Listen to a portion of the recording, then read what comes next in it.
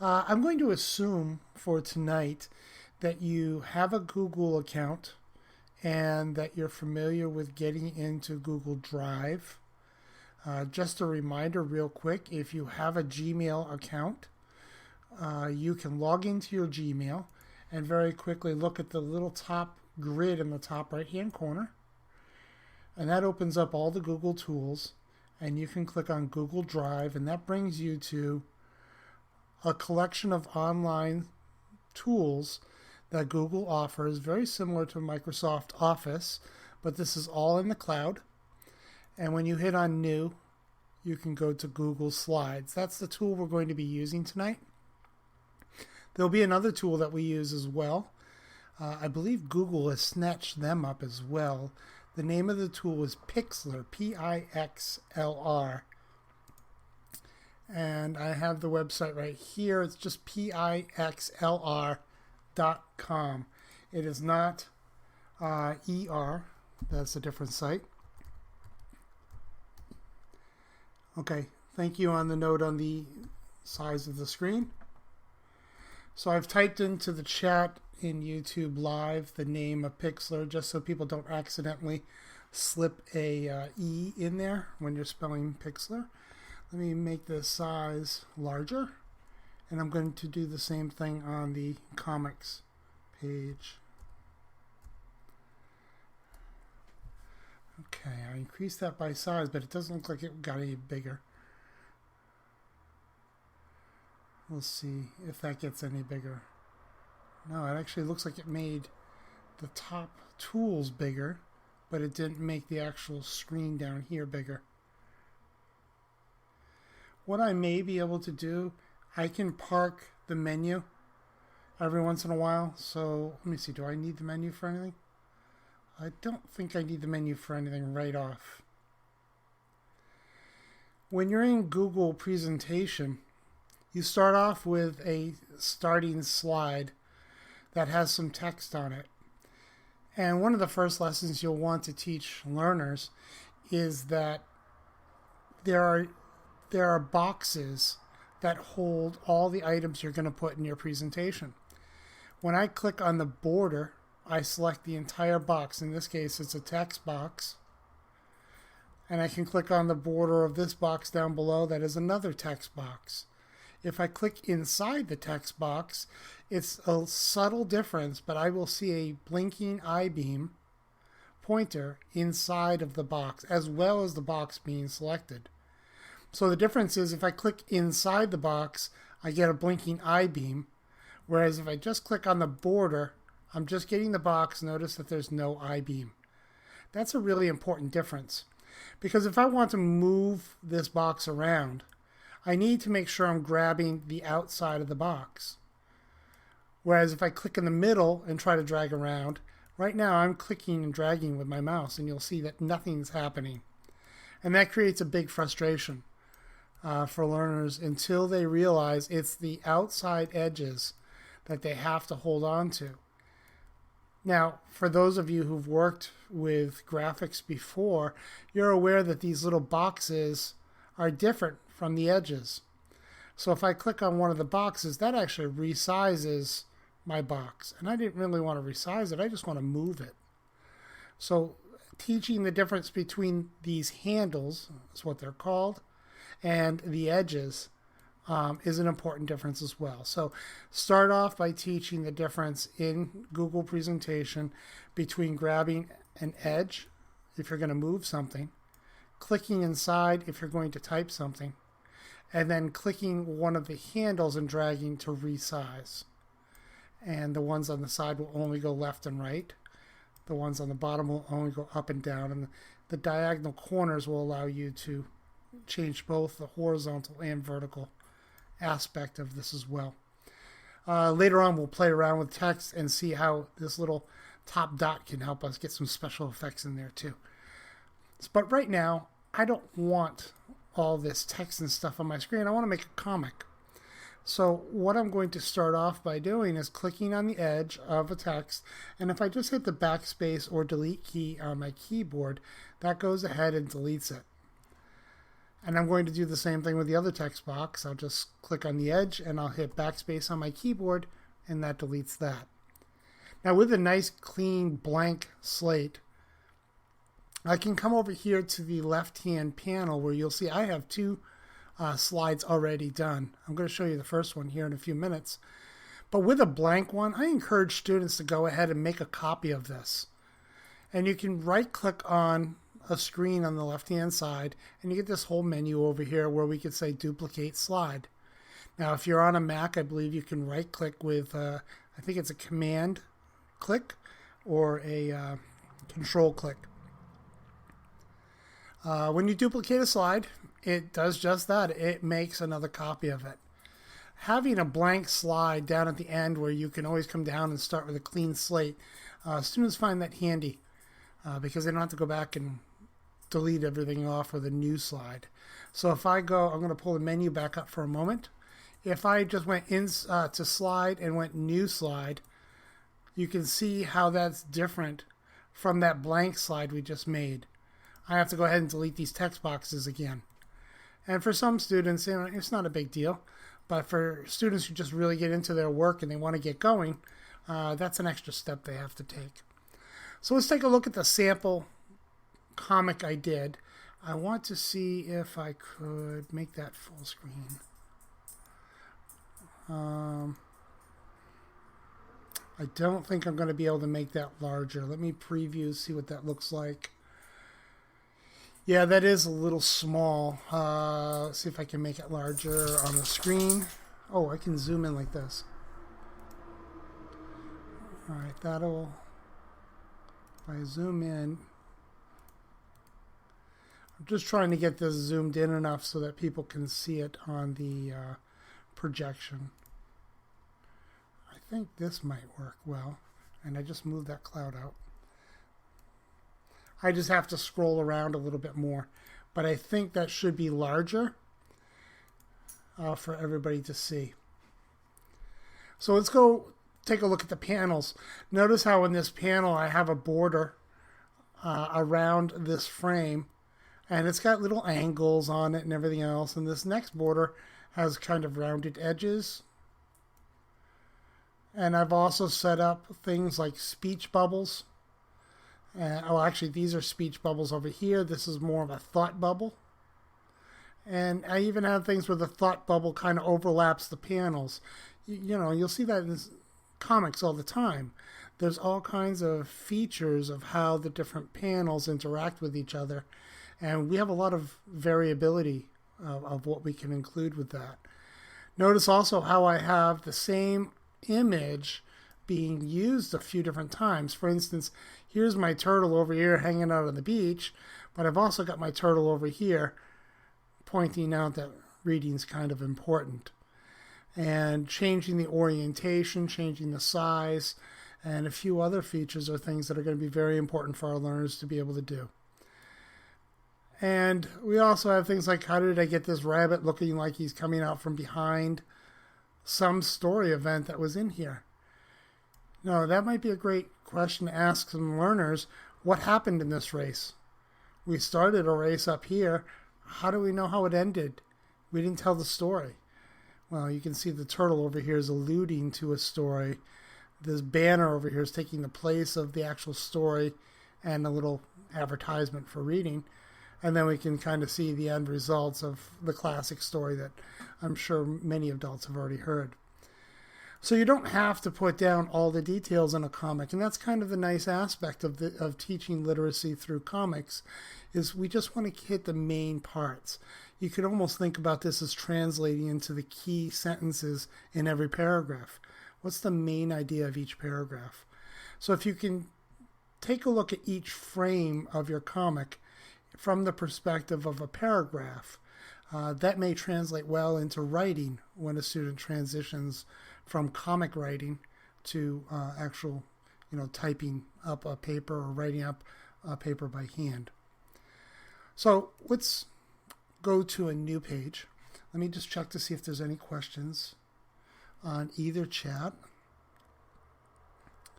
I don't see anything right now. With the blank screen up, I am going to have to drop my menu down here so I can see some of the tools. Okay, they're right here. This block of tools from the select tool, the text box, the image, and the shapes, and the lines too. This palette of tools really helps you do almost everything you need to do to make comics within Google Presentation. And there are certain key skills I'm going to highlight as we go along that are universal digital skills. These are skills they'll need no matter whether they're in Google Presentation, PowerPoint, they're doing web pages. These are just some things about graphics that are going to be pretty universal. So let's take a look at your selection tool. This is when you want to move things around. And this is a little misleading because intuitively, if I draw a text box, for instance, I'm just going to click on text box once, and I draw a text box. I have it out here just kicking around. And notice how all my tools have disappeared. My tools disappeared because I'm inside the text box, and the cursor's blinking, saying, "Hi, I'm ready for you to type now." It's kind of a nice feature, but annoying if I wanted to move this around. But if we did a good job in teaching students that we can move things by grabbing the edges, we still can just click on them and move around. And you'll notice that my tools did not show up again. But if I click off, oh, that did not show up. And I think that's because my screen is compressed. I can always hit the More button if my screen is shrunk down, and I can see my tools pop up there. I'd rather have my tools up here. So let me see if I can grab a little more real estate and not have some of those issues. What I wanted to show you was when I was in the text box, I have that blinking cursor, but it switches over to the select tool. So if I click off someplace and draw another box, it's not actually making a text box. It's just trying to highlight everything inside of that selection area. So I had made a text box somewhere in here, and I'm going to delete that right now because I really don't need text yet. I need some space to put my text in. Under Shapes, there's a little triangle drop down, and there are many different shapes you can use. We can play around with pentagonal type shapes. You notice some of these with the angled corners, they have little diamonds on them. There's a diamond here in the corner on the lower left and a diamond here on the upper right. And you can play with those to make this, maybe I'm doing something with baseball and I want to signify batter coming up to home plate. So maybe I would give it the panel this home plate type feel. And then later on, I want to set the scene so that maybe we're going out to the outfield and we want to say this going off into left, right field. I'm going to say right field somewhere. This is kind of pointing off to the right a little bit. So I can set up what I want my general comic to look like. I'm going to make that a little rounded more like this. Now, these are kind of funky shapes. And if you look through classic comic books, it'd be interesting to ask students, what shapes do you see most? Are they parallelograms or are they other shapes? I know I've seen some of them that have zigzag corners and edges and all kinds of special effects. And students may find that by going through some of these other shapes, they can make some pretty interesting panels. For instance, over here, there's a filled-in cross. If I'm doing, no, I drew it off the screen, I'm sorry. If I do a panel, I'm going to delete this object. If I wanted to do a panel that was like emergency response or something, and I wanted the panel itself to indicate, kind of like a red cross, I can have this cross panel done up, and maybe I want to fill that with a little bit of a back color that has a reddish tint to it. So we can even change the background colors by using the fill palette with whatever we have highlighted. So if I highlight my home plate again, maybe I want that to be like a little bit of a shaded yellow. We can change that background as well. Notice how each of these shapes has a border around it as well. Those borders can be changed. That's called the line color. And if I want to go back to my cross here, maybe I want to highlight that with red to help make that red pop a little bit more. But that line itself might be a little too harsh for me. So I might want to hit the dotted dash line here and make that more of a dotted background. Although that gets my eyes tripping, as my eyes seem to think that's moving around. So I might not have quite as much of a dot on there, maybe more of a dash, see if that's a little better. So you can tweak these settings. You can even make the line thickness really super thick so we can see the outline much thicker. And there's some special effects that you might do with this that could be very helpful in illustrating a story, especially when you want to put emphasis on something. So I have the general idea of making layouts. I also have shapes that are callouts, automatically built. So I can just draw one of these, and this could be a bam, a biff, a pow, something like that. But this is a good time to introduce the concept of layers. Everything here is like a different transparency layer. When you draw something, it's a new layer and it's automatically put on top. The pentagon, or is that a pentagon? 1, 2, 3, 4, 5, 6, 7, 8. No, it's an octagon. Those little corners here cut me off here. We have an octagon behind here, and you notice how this POW symbol is overlapping that a little bit. So I want to write inside of this. Well, any amount of clicking I do in here is not going to let me write in here. So I have to do a little bit of an optical illusion. I have to put a text box over this, and then I can have these two layers, the POW and let's say the words, merged together. So I'm going to do that right now. I'm going to move this down a little bit so it's off.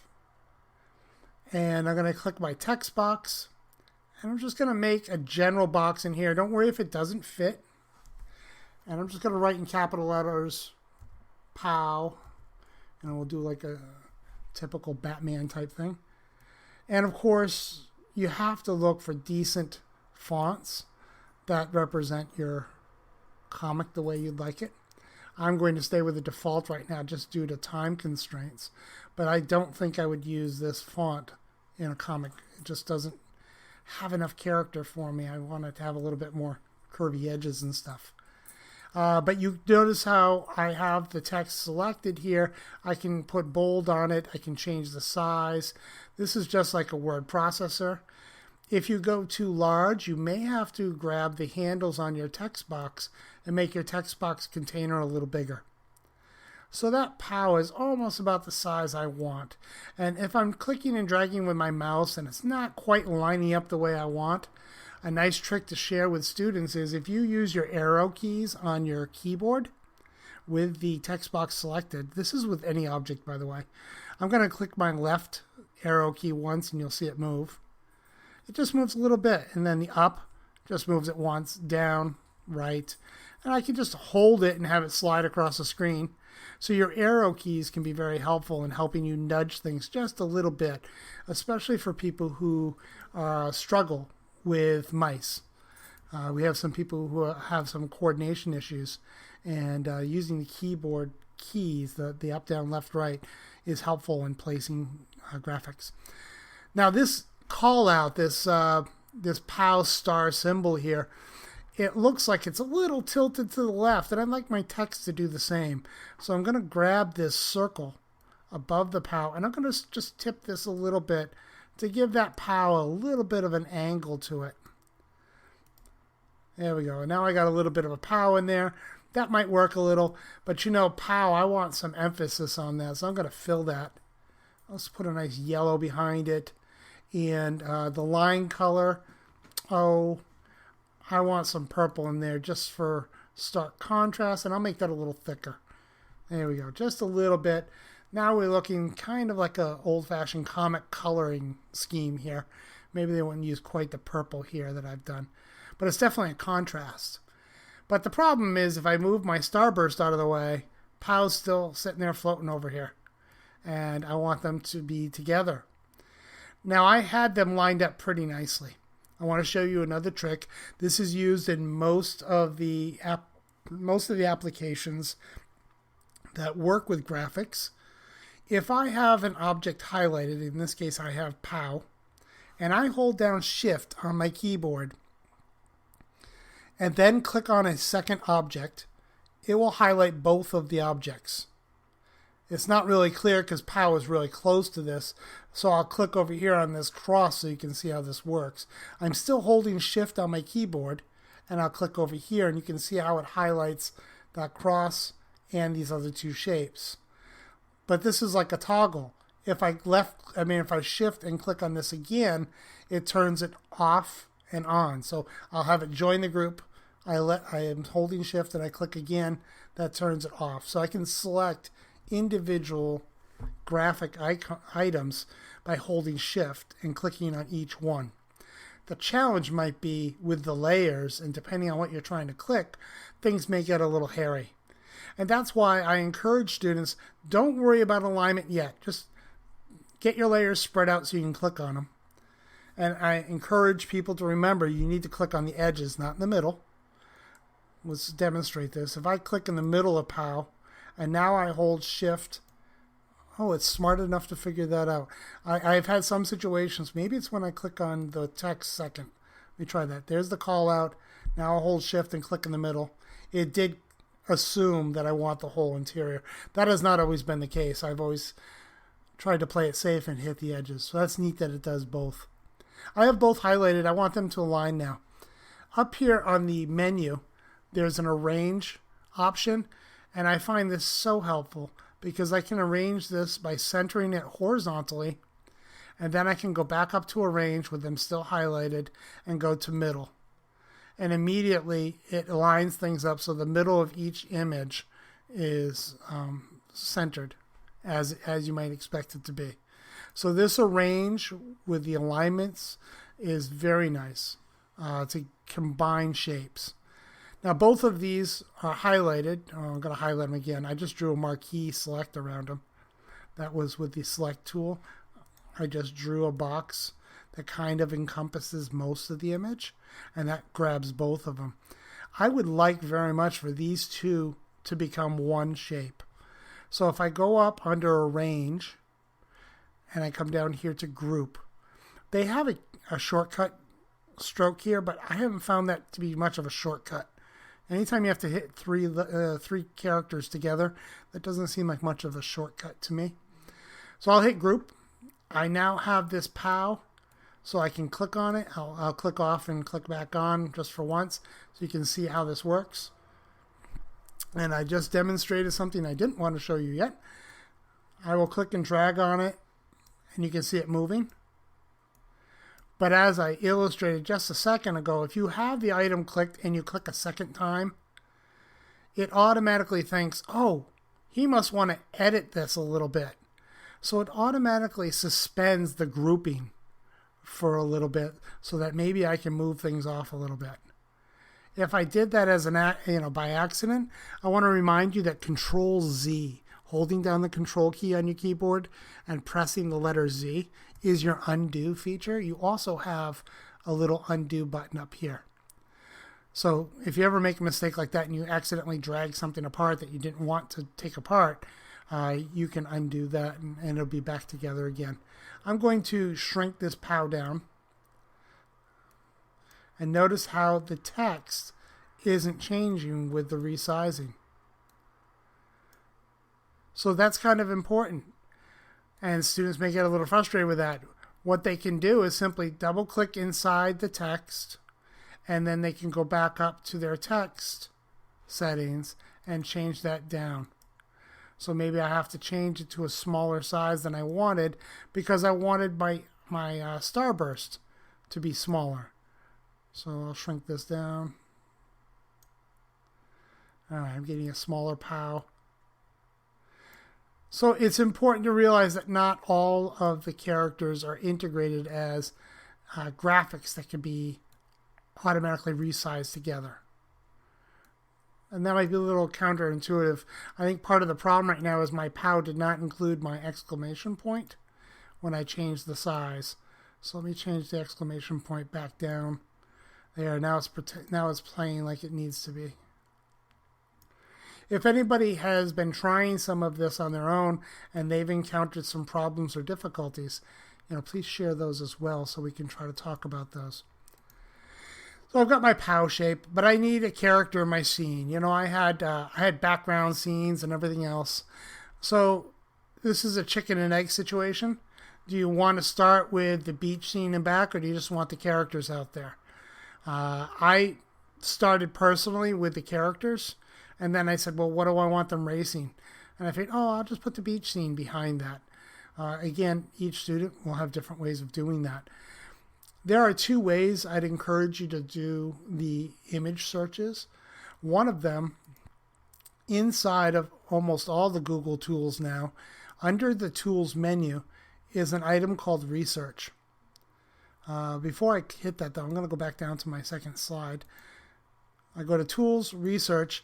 You'll see a panel that shows up on the right-hand side. I'm going to click on Images, and I'm going to type in, we had a running rabbit, so I'll hit rabbit.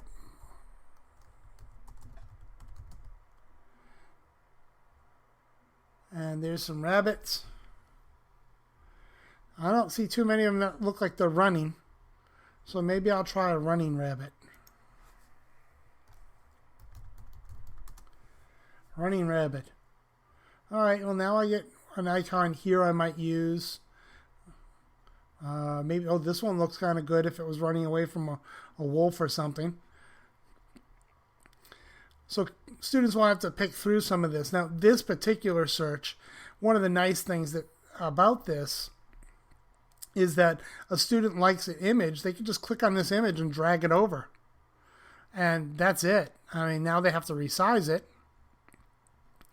But to get the picture over, they just grab it from the research and bring it over. There are some limitations, though. If I was searching and I only wanted clip art, instead of all those pictures of live rabbits, I have a hard time doing that here. I can filter those results, but they still filter to the general categories that the research tool is designed for. So the advantage of using the research tool is I don't have to leave my Google Slides to go find images, and I can find them. Once I find them, I can just quickly drag them over. It's going to insert that image, and then I can simply resize, and I'm good to go. Notice how it also includes the address to the original art, and that may be useful if we ever need to edit things. I'll show an example. I believe this particular image I just grabbed may need some editing, and we'll play around with that a little later. We'll check it out and see if it does need the editing. I suspect it will. Okay, so that's using the research tool. Another way, I'm going to close the research tool for now. Another way is to open a new tab and just do a search and click on images. Whenever you do a search for something, like if I come up in my search bar and just type in rabbit. Oh, I got to spell it correctly. Thank you, Google. And I click on images. I'm now in an image search. And as I'm looking through here, I might see, these aren't the kind of rabbits I wanted. And so, this is a nice rabbit right here. That'll make a nice coat. It's a huge rabbit. Probably my pictures are too small on the screen. I just thought about that. Let me make these larger. With Google Images, there are some filters up here that help students refine their search a little bit more. These are words that other people might have used when they search for the word rabbit. And in this case, I want some clip art. I want some comics that I can use, something comic-ish. So I'm just going to add in next to rabbit. Well, I don't even have to. It's right here. There's clip art. There's cartoon. I'm going to hit clip art for now just to see what shows up. And I have a few. Maybe I want them running. Maybe I want them jumping. So there's other filters up here I can keep adding. Let's do running just to see what happens. So now I have rabbit, clip art, and it has a tag for me. Right here it says running. And I'm looking through and I can see different images. Now maybe in this case I want this particular image. This is kind of important that this is a preview. This isn't the actual image. I have to click on it once, and Google will pop up and say, here is the preview that you were just clicking on. If you want to see the full image, you need to come over here to view image. And this is kind of a critical lesson. If the student were to copy this right now, they're getting a very low resolution image of the shortcut, not the original image. And that may be a problem depending on the size of the cartoon they're working with and the quality of the image they're hoping for. So if I click on View Image, what's going to happen is it's going to load up a page on the web with just my image. You notice on the very top, it ends, the title of it ends, and it's probably hard to see this on the transmission, but it says JPG at the end. Now, it may say other endings like PNG or GIF. These are all graphic formats, and it would be very helpful if you had a list of those available for students to let them know what are the different types and what are some of the advantages or disadvantages of each type. For our purposes right now, the fact that it's a JPG, that's fine. This address, the one that says JPG or PNG or GIF, that is what they want to copy. So I'm going to copy that, and I'll just right click and hit copy for now. And when I go back to my comics, in all of Google Tools, there is an insert option, and you can insert an image. Now, if you are lazy or are graphically oriented, I happen to be graphically oriented. Right here, there's an image button as well. So if you don't remember where the buttons are, you can go over here to insert and find it this way as well. So if you hit image, Google's nice because it gives you a bunch of different ways you can get images. If I have that image saved to my desktop, which we're going to do in a little bit, I can choose that image by going through a typical tree navigation like you normally might find in a Windows setting, where I can find the folder it's in and go find it. I could also drag the image from my desktop and just drag it right into this screen, which is cool. Or I can take a snapshot that's going to turn on my video camera. I'm not going to do that right now because I am streaming and I'm not sure how that will affect my camera. And then I can do it by URL. Well, we already took the address on the previous screen, so I'm going to paste in that address, and it shows me the preview of what I'm getting. I can hit select, and that image comes into my screen. It's a little bit big, but again, dragging some of the diagonals, I can resize this. Now you'll notice as I cover over it, we have a problem here. That rabbit has a white background, and that white background's really messing me up when I put it into my panels for my cartoon. Let me see if I can scroll this up a little. We'll look at our red cross here. I'm going to make the red cross a little larger. And you can see how the rabbit has a white background. And I don't want that. I want to see my red background for my red cross. This is one of the problems with a JPEG. JPEGs are compressed files. They take all the layers, let's think of them as transparencies, and they squish them down into one flat file. And that flat file, by default, has to have a color, and it's usually assigned white as a background color. So I need to get rid of this white color. Now, if you'll remember, I still have that rabbit image available to me. I have it in another tab, and I'm going to use that. I'm going to go over to my photo editor, which is online. You don't have to download anything. It's called Pixlr, P-I-X-L-R, and I believe it was recently bought up by Google as well. So it's in the process of being assimilated. When you scroll down, Pixlr has a number of different tools available. What we're going to look at is the Pixlr editor. And you can launch the web app. You don't need to download things. You can do this from tablets. It's really kind of slick. Now when it starts off, it'll ask you, what do you want to start with? Do you want to make a new image?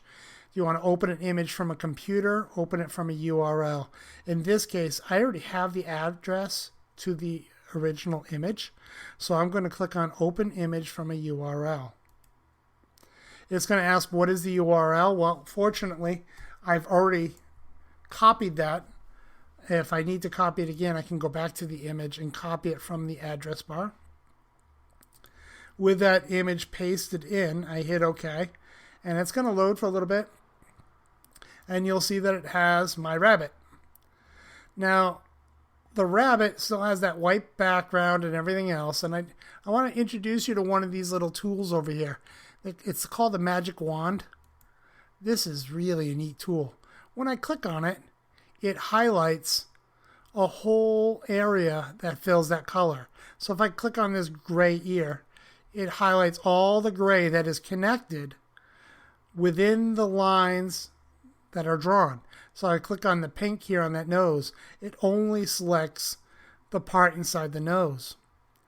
We're going to use this magic wand to delete this white space. But the problem is, remember, this was a JPEG. There's nothing behind it. The background is white. So I'd like to make a whole new image, and I want to make it so that the background is transparent and I can actually see through it. So to do this, I'm going to start with the selection tool. The selection tool is a rectangular selection tool right above the wand tool. They call it the marquee tool. And I'm going to make this just a little bigger. I do apologize for the resolution issues on my screen. With the marquee tool selected, I'm just going to start up here way higher than I need to be. You don't have to be precise here. And I'm just going to drag across the screen. And even if I go way out here to the right or left of it, notice how as long as I'm outside the boundaries, it just selects the size of the picture. So this is really nice. You don't have to be super exact. You just kind of bring the marquee tool out from upper left to lower right as you're dragging, and it'll highlight. You'll see a blinking dotted line that surrounds the image. With that done, I can copy this. So I can go Edit, Copy. So I have the JPEG in my pixeler. I've used the marquee tool to highlight the entire image, and then I've copied it by going Edit, Copy.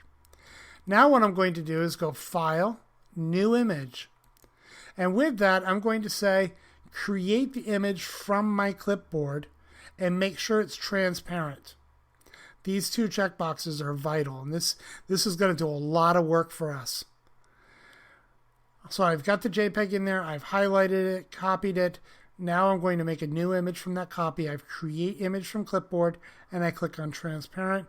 When I hit OK, I have two copies of this now. I have that old copy, which is in the background, and I have my new one. I don't need the old one anymore, and because they're both titled Untitled, because I was too lazy to change the title, I'm going to get rid of my old one right now. It's asking me if I want to save it. I don't want to, because I can pull it back up again if I need to. But this is my new one. This is the one I just made, and I can click on my magic wand now. This is really cool. I'll click on a white space. It has it highlighted, and when I hit backspace, it will delete that. Now, did I save the right one? Let's go over here, delete that, and over here, delete that. Now, I'm not seeing that. I'm wondering if I deleted the wrong one. It's very possible. So really quickly here, I will grab a copy of this one. It should be showing me a checkerboard pattern when I hit delete, and I'm not seeing the checkerboard pattern on this one. That's why I'm suspecting that maybe I deleted the wrong file. Create image from clipboard and use transparent background. I say OK. All right, here's my new one that I just made for me. Before I delete the other one, I'm going to make sure this works. And of course, when you're doing a live demo, it doesn't work for you. One of the hazards of doing things live. Well, this is interesting. I really have not run into this before. There should be a checkerboard pattern for all of these. So I'm going to try something. Again, when something doesn't work the way you want it with technology, there's always another way to try it. Notice down below it says how large the image is. It says 752 by 928. And you probably can't see that on my screen because it's probably too small. But at the very bottom of my image, it does tell me the dimensions in pixels of the original image.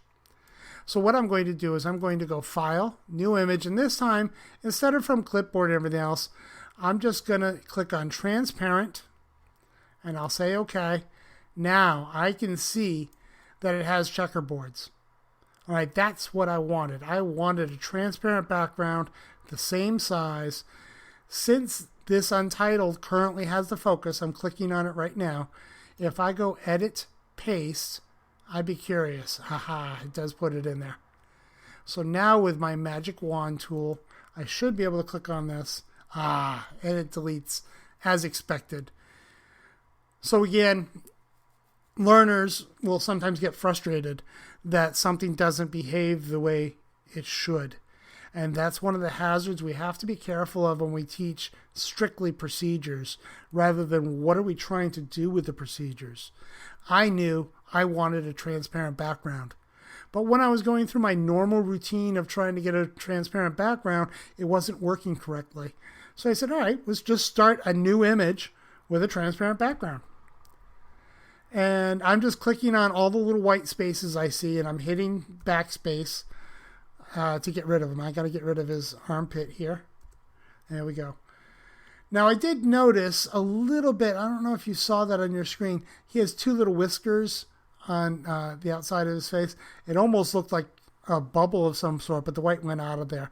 So I'd have to make sure I get all the little white spots out that I don't want. With this done, I've just done a major thing that novices, can't do at first. This is probably the most complicated thing involved with making these comics through any tool. Actually, if you're going to take other people's art, in this case, I was taking someone's art and it had a white background. I'm saving it now with a transparent background. I'm going to go to File, and I'm going to save this image. When I go to save it, instead of JPEG, remember JPEG is going to put a white background. I don't want that. I'm going to put it as a PNG, which allows for transparent, full quality pictures. Okay, so that's good to remind students. If you want transparent backgrounds, you need to save it as a PNG. I mean, there are a few other formats that work, but I found PNGs to be some of the lighter in terms of size. When I say OK, let me rename this just so I can find it. Running Rabbit. And then I'll hit OK. Now it's going to say, where do you want to save this? I already have a folder made up. I have it on my D drive, and I have a folder and where I'm going to put things. So I'm going to go ahead and just save my Running Rabbit there because I have a folder set up. If students don't, I would encourage them to put it on the desktop so they can easily find it. If they save it to the default place, you want to make sure they have the computer skills to find out where did they save it. So if a student comes up to you and said, I saved it, but I have no idea where I saved it, ask them to save it again, and when you get to this screen, it'll show you where it had saved it before. You'll see the thread here. It was in the computer in the D drive under 5 squared in links folder for this particular save. Now I've saved this. I've done all my work in Pixlr. I don't need this up anymore. I can delete this. I'm just going to leave that tab open for now. Back in my comic though. This image with the white, that's not going to cut it for me, so I'm going to get rid of that. With it highlighted, I just hit my backspace key, and that gets rid of it. I'm going to insert a new image.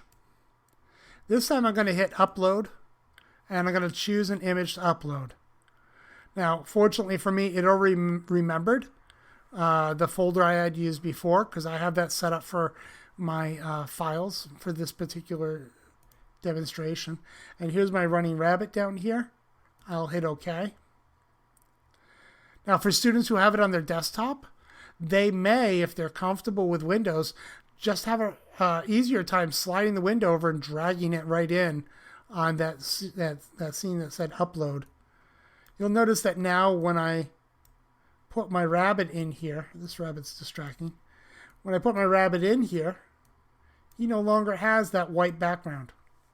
So the ability to get rid of a background from a JPEG to a PNG is pretty powerful, because now I can start layering different graphics within my comic, and I can give them different effects. Now this rabbit is facing the wrong direction. I want him facing left. So again, with the graphic highlighted, I can go to arrange and rotate. This is kind of counterintuitive. With rotate, you think about it spinning, and I don't like the terminology they use here. I wish they use a different word, like maybe transform or something, because there are 2 rotations, but then there's 2 flips. And the difference between flipping horizontally and vertically, you could have students experiment with that. In this case, I wanted to flip horizontally, and you can see that I have it facing a different direction. And I can resize it as I need to and put that into my scene. I just did a whole bunch. I do want to check to see if I have questions.